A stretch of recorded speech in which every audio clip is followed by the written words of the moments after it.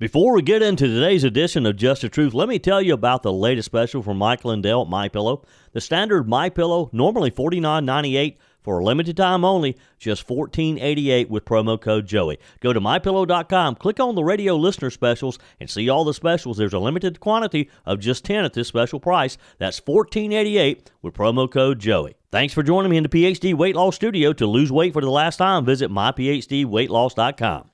In one of the most surprising nominations yet, President-elect Trump nominated Florida Representative Matt Gaetz to be his attorney general, and the response has been quite interesting.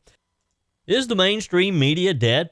Did their overt support of Kamala Harris's failed presidential bid finally turn the American people against the left, these left-leaning fanatics that make up a large portion of the networks?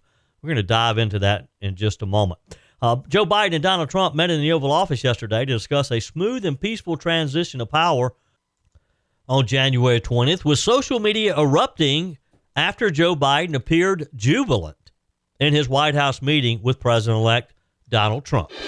I told you we'd be back. And ye shall know the truth, and the truth shall make you free. It's Joey Hudson. I wanted to name it the Joey Hudson bill, but, they don't allow you to put names on bills. But I wanted to call it the Joey Hudson bill because I know that one's been near and dear to you for a number of years. That's how it's done. Let your voice be heard. And the truth shall set you free. Here's Joey Hudson. Representative Matt Gaetz of Florida resigned his seat in the House of Representatives almost immediately yesterday. According to Speaker Mike Johnson, Gaetz gave House GOP leaders his resignation notice the same day that President-elect Donald Trump offered Gaetz as his choice for Attorney General. And Speaker Johnson said, I think out of deference to us, he issued his resignation letter effective immediately.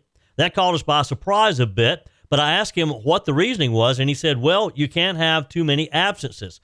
Now, what he was speaking of, and the speaker pointed out that Florida state law gives Governor Ron DeSantis an 8-week period to fill a House vacancy, and that by doing so, they could potentially have someone fill that seat by January the 3rd. Johnson said he's already in contact with Florida Governor Ron DeSantis on the matter. Speaking with reporters after the internal House GOP leadership election, Johnson said Trump had informed him about his decision to choose Gaetz for the Department of Justice earlier yesterday morning. He's the third House Republican Trump has tapped for his new administration after he picked Representative Elise Stefanik from New York to be his U.S. ambassador to the United Nations, and, of course, Representative Mike Waltz from Florida also for National Security Advisor. President Trump's two earlier selections prompted concerns about the thinning of an already slim majority for the House GOP in the 119th Congress.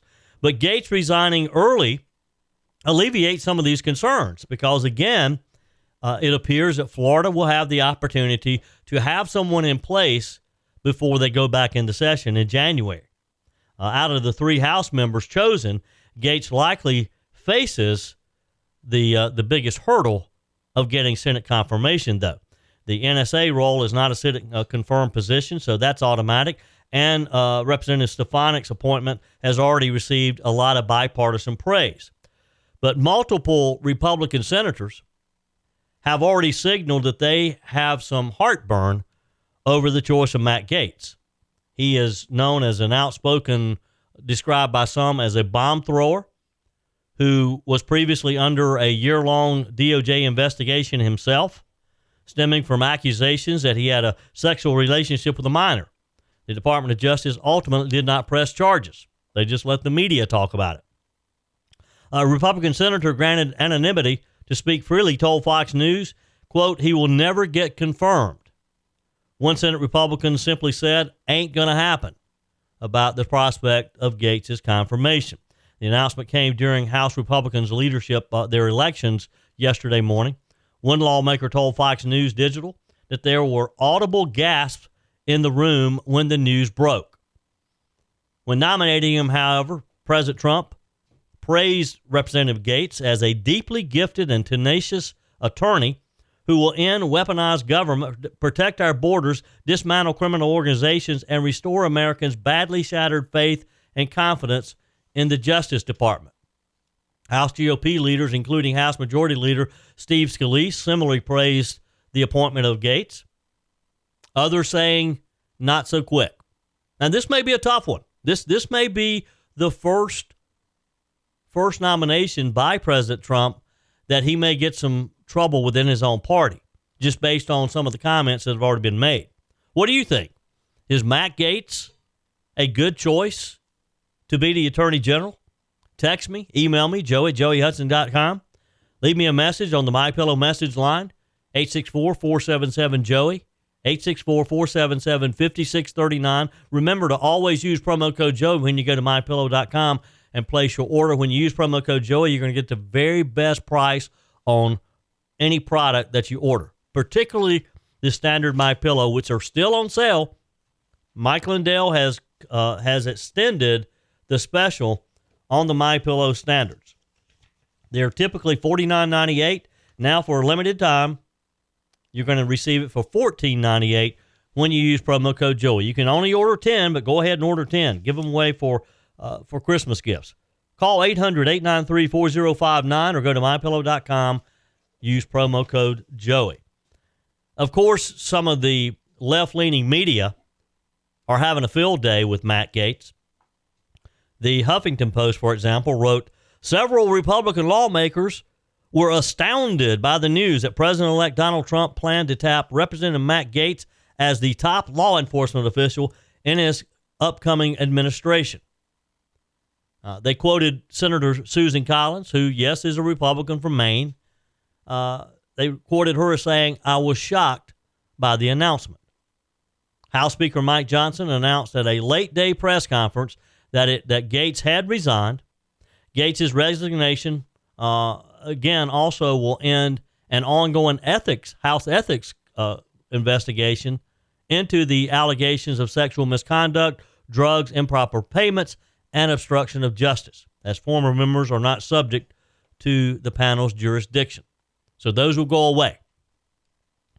President Trump said in a post on social media that Gaetz had distinguished himself in Congress through his focus on achieving desperately needed reform at the Department of Justice. Gaetz, of course, has been a very harsh critic of the DOJ's two criminal cases against Trump, one for trying to overturn the 2020 election and another for hoarding classified documents at Mar-a-Lago after Trump left the White House. Matt Gaetz has also suggested that federal agents helped orchestrate the riots by Trump supporters on January 6, 2021. Senator Collins and other Republicans said that Matt Gaetz would need to be confirmed, of course, by the Senate, suggested it would be difficult for him to win a majority approval, even though Republicans have a 53-47 majority. Collins said this shows why the advice and consent process is so important, and I'm sure that there'll be a lot of questions raised at his hearing. Senator Tom Tillis from North Carolina told reporters it'll sure make for a popcorn-eating confirmation hearing. Senator Lisa Murkowski from Alaska said, I don't think it's a serious nomination for the Attorney General. Why would she think that Donald Trump would appoint or nominate someone and he wouldn't be serious? A group of House Republicans gathered for a party meeting yesterday. Again, according to the Huffington Post, were quite surprised by the announcement. Gaetz isn't popular among some of his GOP colleagues. I mean, that's just a known fact. I'm sure he'll address it head on. According to reports from various sources, many of his House colleagues resent him for driving the ouster of former Representative Kevin McCarthy out of the speakership. They blame him for leaving the party leaderless for weeks until they finally settled on Speaker Johnson as McCarthy's replacement. Again, it was quite interesting to watch the response yesterday as I sort of scanned through various sources and newsletters that I read to watch the response. Representative Mike Simpson, he's a Republican from Idaho, is reportedly said, "Are you kidding me? I cleaned it up for you." Asked by one reporter if he thought Gaetz had the character and experience to be Attorney General, Representative Simpson stared at them incredulously, he said, waiting about 6 seconds to answer, and then said again with a laugh, "Are you kidding me that you asked that question?" Several others, of course, brought up his ethics situation. Gaetz has denied all the allegations, claimed that McCarthy orchestrated the investigation out of a desire of revenge. Prior to Johnson's announcement of Gaetz' resignation, Representative Michael Guest, chairman of the House Ethics Committee, said the panel would not speed up its probe despite the prospect of confirmation hearings where Gaetz' conduct would be examined. Guest said this matter is not unique from other cases where we have members who have been under investigation who have either resigned or have been defeated in their bid for re-election. He said, "We're not going to do anything to expedite this." Johnson praised Gaetz for departing and called him one of the most intelligent members of Congress. Most Senate Republicans avoided saying whether they would support Gaetz and his nomination. Senator Lindsey Graham, the top Republican on the Senate Judiciary Committee, said, "I'll keep an open mind." He said, "I usually support presidential picks to be in their cabinet. I've done that for both sides." Later in the day, Senator Graham posted that he would support the president, and since the president had made the nomination, he would support the nomination. Your comments are welcome on the Firmin Ford text line, 864-477-JOEY. That's 864-477-5639. Emails always welcome, joey@joeyhudson.com. This year, I really thought I was going to have to boycott the holidays. I was going to lock myself away and not come out until 2025.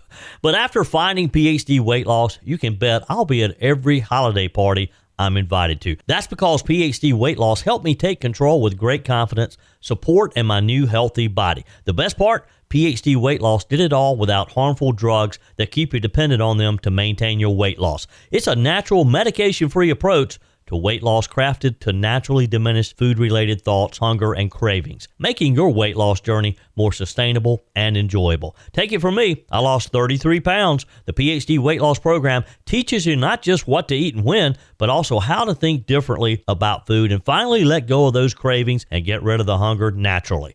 Don't lock yourself away this holiday season. Call PhD Weight Loss today at 864-644-1900. That's 864-644-1900, or go to myphdweightloss.com. So the day after the election, Brian Stelter wrote for CNN, Donald Trump's return to power is a hinge point for the American media in ways big, small, and to be determined. His defeat of Kamala Harris is raising questions about the media's credibility, influence, and audience. Some of the questions might not be answerable for years. I don't think it's going to take years. I can answer it for them right now. You ignored the will of the American people. It's just that simple. And just like they turned on the extreme beliefs that Kamala Harris was pushing throughout her short campaign, they've also turned on the networks. The American people have said to the networks, we do not like what you are feeding us. Americans are saying to the mainstream media, we don't appreciate you feeding us the misinformation, the disinformation, or whatever you want to call it, about Kamala Harris and ignoring the real facts. It's just that simple. And the ratings show it. In the wake of Donald Trump's election, for example, MSNBC's primetime viewership took a significant hit, plummeting by 54%, according to Nielsen Media Research.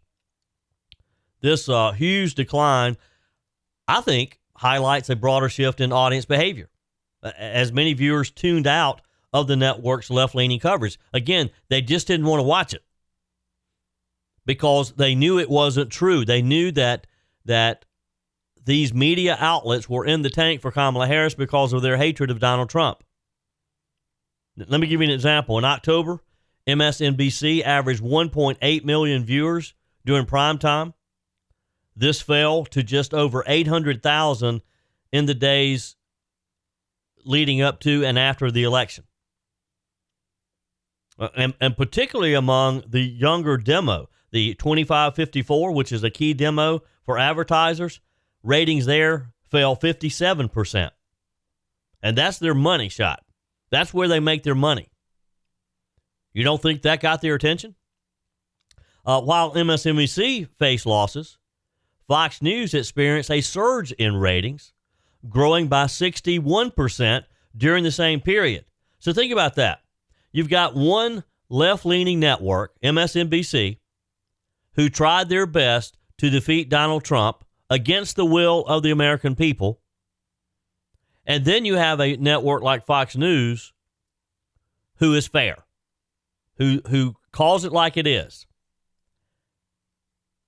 You think there's a correlation between MSNBC losing 54% and Fox gaining 61%? Fox's coverage of the election night itself drew 10.3 million viewers, easily outpacing the 6 million viewers of MSNBC and CNN's 5.1 million.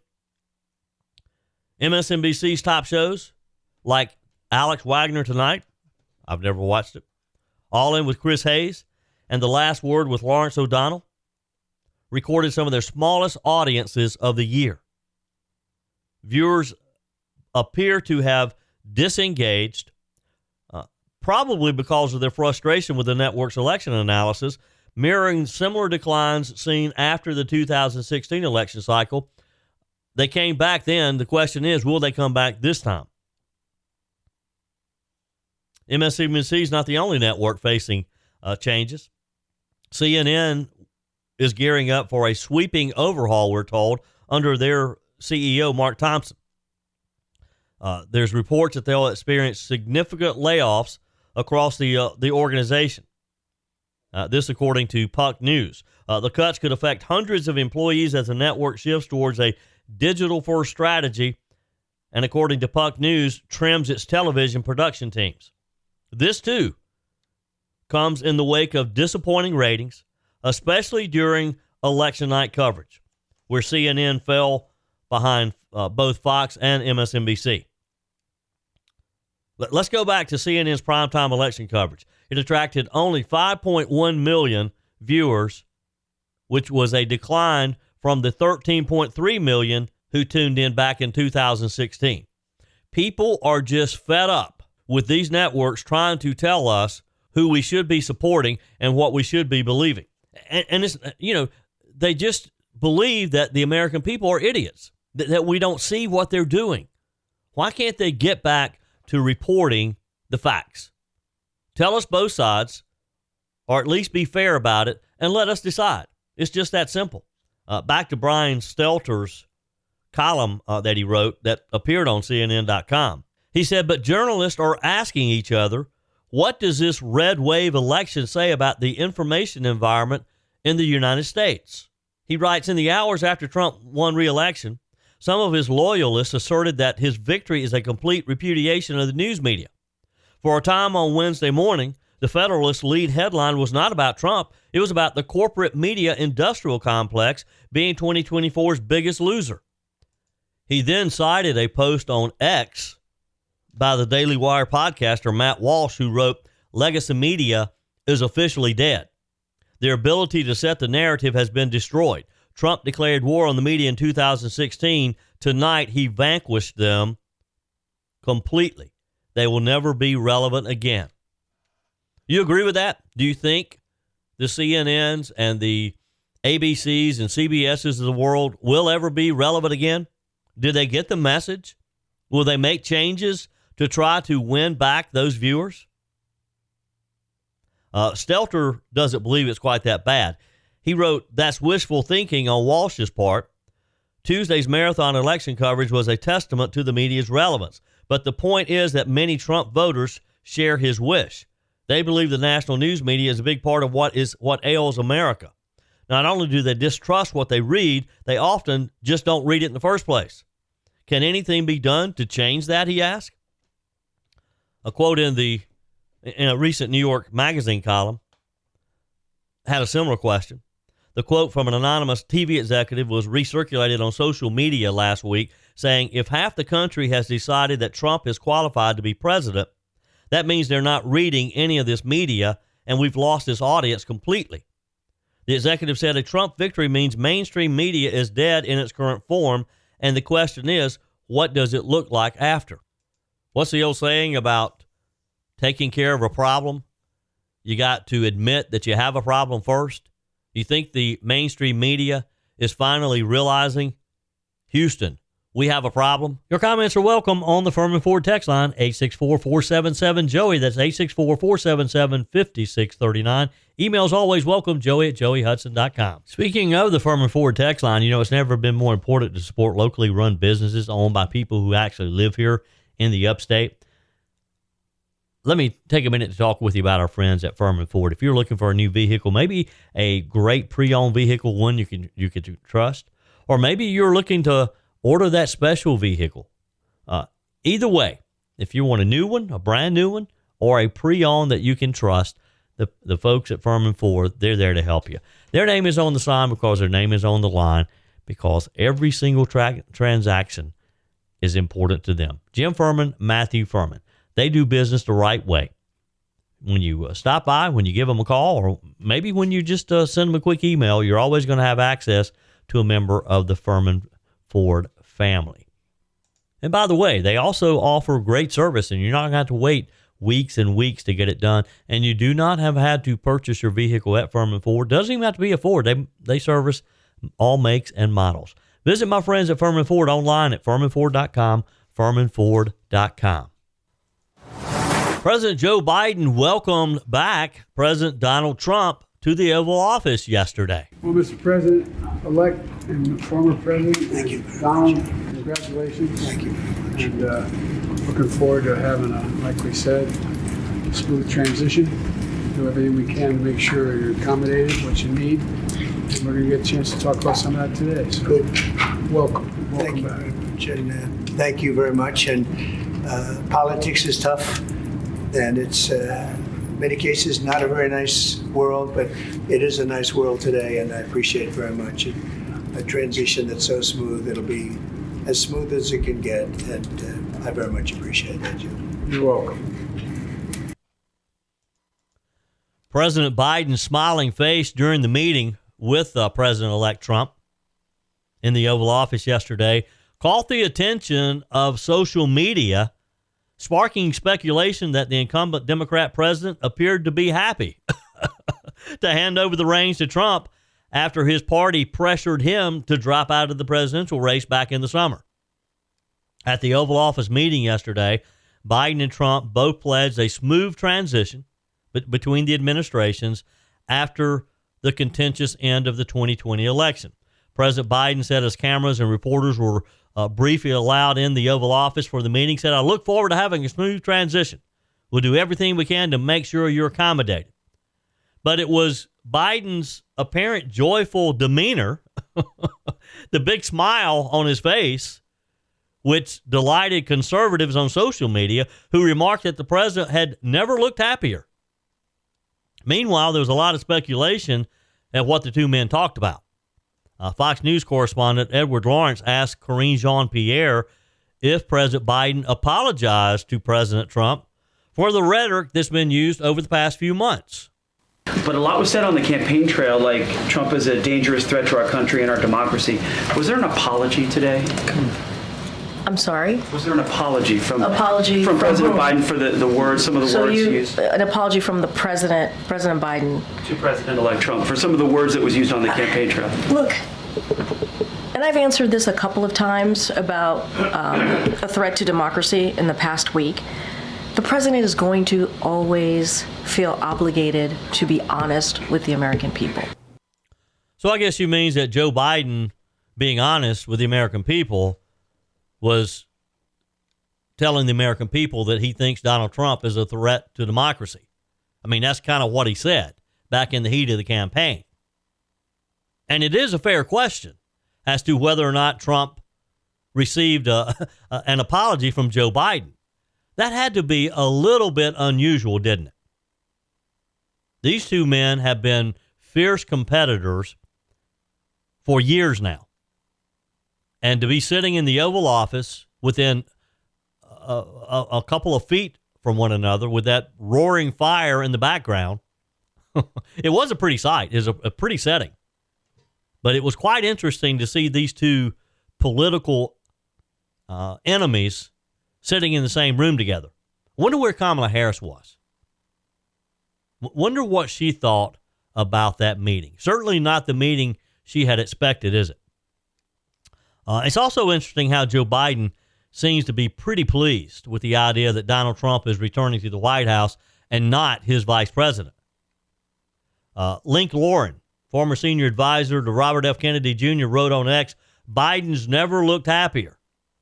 Trending Politics co-owner Colin Regg agreed on X, said, I've never seen Joe Biden this happy. Turning Point USA contributor Morgan Michael wrote on X, who else thinks Biden voted for Trump? You think he did? I know we talked about Jill Biden wearing her MAGA red outfit on Election Day. But do you think the Bidens really voted for Donald Trump because of their probably disdain of how quickly Kamala Harris pushed Joe Biden aside and then was critical of the administration to a degree? Probably not as much as she should have been.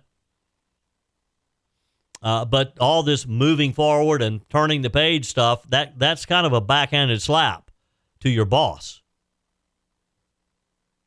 A comedian, Tim Young, speculated on social media saying, Biden, all smiles, said, welcome back to Trump. You can't convince me that Biden didn't vote for him. A lot of people are saying that. A lot of people are convinced that Joe Biden and Dr. Jill voted for Donald Trump.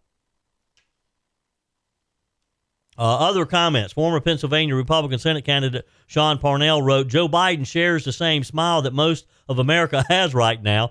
Everyone is psyched for Trump to be back in the White House, including Biden.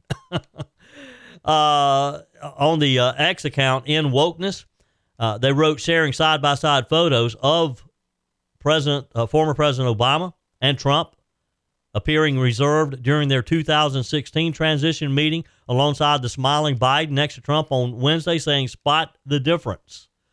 The meeting came on the heels, of course, of First Lady Jill Biden igniting social media after she gave an apparent icy reception to Kamala Harris during an event at Arlington Cemetery on Tuesday. One person, Steve Cortez, a conservative commentator, wrote on X, it's safe to say that Jill Biden hates Kamala Harris's guts. And let's not forget, again, that MAGA red outfit. I still can't get over that. That wasn't just an oversight. Jill Biden knew when she walked out that day, on Election Day, that people were going to be talking about her MAGA red outfit. No way she didn't know that. No way that was just a mistake, an oversight. She didn't think about the fact the meaning of having that red outfit on. I don't think Dr. Jill cares for Kamala Harris at all. Do you? And how Kamala treated her husband. And good for them. According to reports, both men yesterday pledged a smooth transition. The President Biden met, of course, with Trump for about 2 hours, they said. White House Chief of Staff Jeff Zients and incoming Chief of Staff Susie Wiles joined the meeting at one point. It was a substantive meeting with an exchange of views, according to Karine Jean-Pierre, saying they discussed important national security and domestic policy issues facing the nation and the world. Jean-Pierre said President Biden also raised important items on Congress's to-do list for the lame duck session, including funding the government, providing the disaster supplemental funding the president had requested. Finally, the president reiterated what he had said to the president-elect the day after the election to the American people in the Rose Garden, that there'll be an orderly transition and that there will be a peaceful transition. National Security Advisor Jake Sullivan added that President Biden reinforced his view that the United States would stand with Ukraine, and I'm assuming he suggested to President Trump that they continue that it was a national, in our best national security interest. A veteran political scientist pointed out, though, the significance of yesterday's meeting. Wayne L'Esperance is a college poli-sci professor. And he pointed out that President Biden's decision to welcome President-elect Trump to the White House is a tribute to the normalcy in the presidential transition process. He wrote that this was denied Joe Biden following his election because Donald Trump refused to make the invitation. And you may recall that. Lawrence, of course, is referencing the fact that President Trump did not invite Joe Biden to the White House after the 2020 election. He also, you'll recall, left Washington ahead of the inauguration. He became the first sitting president in about over a century, to skip out on his successor's inauguration. I'm assuming that Biden is planning to attend the Trump inauguration in January. The meeting was the first between Joe Biden and Donald Trump since they faced off in Atlanta for the debate on June 27th. The two presidents, along with Harris and Trump's running mate and now Vice President-elect Senator J.D. Vance, also stood next to each other on September 11th in New York City's Lower Manhattan at the ceremonies for the 23rd anniversary of the 9/11 terrorist attacks. This was Trump's second meeting at the White House with the departing president. 8 years ago, after defeating Democrat nominee Hillary Clinton, he sat with White House in the White House with President Barack Obama, who was finishing up his second term. Obama said at the time, we now are going to want to do everything we can to help you succeed, because if you succeed, then the country succeeds. This is a tradition.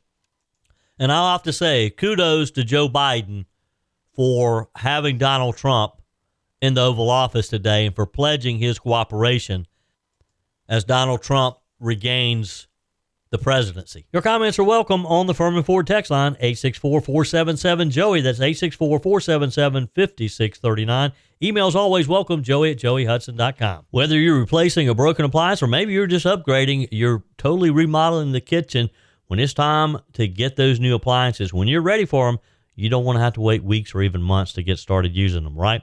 Well, that's not the case when you shop with my friends at Discounted Appliance Warehouse. With over 11,000 square feet and 1,500 appliances at any given time, you can buy today and use today quite often. I'm talking about shopping with my friends at Discounted Appliance Warehouse in Pickens. It's worth the short drive over to Pickens. Jeff, Johnny, Kyle, the whole team over there, they'll take good care of you. They have an award-winning service department, expert installation, extended warranties, and at Discounted Appliance Warehouse, they treat you like family. You're more than just a credit card swipe to all the team over there. Discounted Appliance Warehouse, they're proud to offer Speed Queen, the only washer and dryers with manufacturer's warranties that cover parts and labor. You owe it to yourself, if you're looking for a new appliance, to head over to Pickens to Discounted Appliance Warehouse online at dawpickens.com, dawpickens.com. Special counsel Jack Smith asked a federal appellate court yesterday to halt his appeal in President-elect Donald Trump's classified documents case, citing the results of the 2024 election and the fact that Donald Trump would be sworn in as president again. We'll get to that in just a moment. First, some of your text messages. Jennifer writes, honestly, I shake my head and laugh every time I think about it. Trump wants Matt Gaetz to be his attorney general. Thank you, Mr. President-elect. You let us breathe for a whole week before you threw us a twister. Is this the same House of Representative Gaetz that we wanted to smack about a year ago because he wouldn't shut up attacking Speaker Kevin McCarthy until he got him thrown out? Nobody does it better than D.C. politicians. They played really nice all day. And even the ladies on The View approve of Trump's Marco Rubio pick, and Tom Homan too. But here we are, blow up number one. I'm assuming you're talking about Matt Gaetz. Another texter says, Joey, sorry to bother you with this. You're our go-to man. Well, thank you. Appreciate that. And you know you can always ask me a question. If Matt Gaetz doesn't work out, can President Trump replace him? Please say yes. He's the one I really have a bad feeling about. I think he's a whiny bag, but I will pray for him as well. Thanks for all you do. Your family is always in our prayers. Thank you. Appreciate that. Yes, any cabinet position serves at the pleasure of the president. So if the president wants Gaetz to step aside he will have to step aside. It's interesting, though, that so many of you, and I got some other emails and text messages questioning Matt Gaetz. I'm just really curious of what you think about Matt Gaetz being Attorney General. Text me, email me, joe@joeyhudson.com. You can leave me a message on the MyPillow message line, 864-477-JOEY, 864-477-5639. Always use promo code Joey when you go to mypillow.com and make those purchases. You'll save big when you use promo code Joey. Christy writes, listening to all these appointments by Trump, and I'm waiting to hear who the press secretary will be. I wonder if Peter Doocy is disappointed that soon he won't be able to throw out the questions to Karine Jean-Pierre. That will be a dull day for sure. Oh, boy. Tony writes, Joey, it's sad that Trump's beatdown in this election is what it took for the news media to wake up and change how they'll tell the news. Well, Tony, you're right, but hold on a second there, because I'm not sure that they're really going to wake up. I hope they do. And I'm sure you're referencing what I talked with you about yesterday and talk with you about again today. The news media, the mainstream media, some of the networks, MSNBC, CNN, they took a real beating in their ratings, big time. Did it wake them up? Did it get their attention? We'll see. I'm not so sure that it did, though, because they haven't really changed that much in, the week and a half or so. But let's give them the benefit of the doubt. Let's give them a chance. Faye writes on the text line, Joey, have you seen the LAPD police chief who says he will not participate in deportation? I have a friend, or maybe a former friend, who lives in California, and she and her lawyer husband are all in for these illegals. Joey, I'm thinking the salty air from the Pacific is deteriorating their brains. These educated idiots think it seems for innocent people to be murdered by vile illegals, but bet if their families were being murdered, the tune might be different. Trump needs much prayer as he has these idiots to deal with. That's for sure, Faye. We have to keep praying for Trump to make the right decisions and for Trump to be safe. All right, so back to Special Counsel Jack Smith, who made it official that as a result of the election, and this is what his statement said he wrote this to the Atlanta-based 11th U.S. Circuit Court of Appeals. As a result of the election held on November the 5th, one of the defendants in this case, Donald J. Trump, is expected to be certified as president-elect on January the 6th, 2025, and inaugurated on January 20th, 2025. He said the government respectfully requests that the court hold this appeal in abeyance and stay the deadline for the government's reply brief, which is currently due on November 15th, until December the 2nd, to afford the government time to assess this unprecedented circumstance and determine the appropriate course going forward consistent with Department of Justice policy. The classified documents case was dismissed back in July by Florida Judge Eileen Cannon, and Smith had sought to appeal her ruling. The special counsel noted that if granted the abeyance, his team would inform the appeals court of its future plans by December the 2nd. Smith said that he consulted with Trump's legal team and that they do not object to the request. The filing comes, of course, after U.S. District Judge Tanya Chutkan froze Smith's 2020 election interference case against Trump last week, filing the prosecutor's request for a pause in court filing deadlines.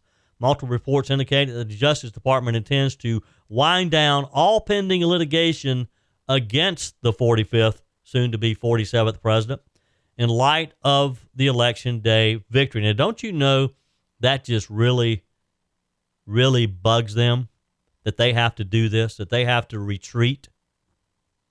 The New York Times reported that Smith is scrambling to finalize what's left of his work so that he can retire before Trump takes office and fires him. Trump has made it clear. In fact, he said within 2 seconds of being sworn back into the White House on January 20th, he's going to fire Jack Smith. So Jack Smith is trying to not give Trump that pleasure and to be out of Dodge or out of Washington, out of D.C. before Trump returns. He's already informed members of his team, according to reports, that they can start planning for their departure over the next few weeks. So, look, if I'm on Jack Smith's team, A few weeks ago, you might have thought you had job security. Suddenly that changed. I'd be finding a new job quickly. Judge Cannon threw out Smith's case alleging that Trump improperly hoarded sensitive White House documents at Mar-a-Lago after his presidency, after she concluded that Smith's appointment as special counsel was unconstitutional. Smith's appeal contends that Cannon's decision was at odds with widespread and longstanding appointment practices within the Department of Justice. Now, the crazy thing about this is Jack Smith, the judge threw it out. Jack Smith is appealing it, or was appealing it. He's dropping that now, but he was appealing it using our money.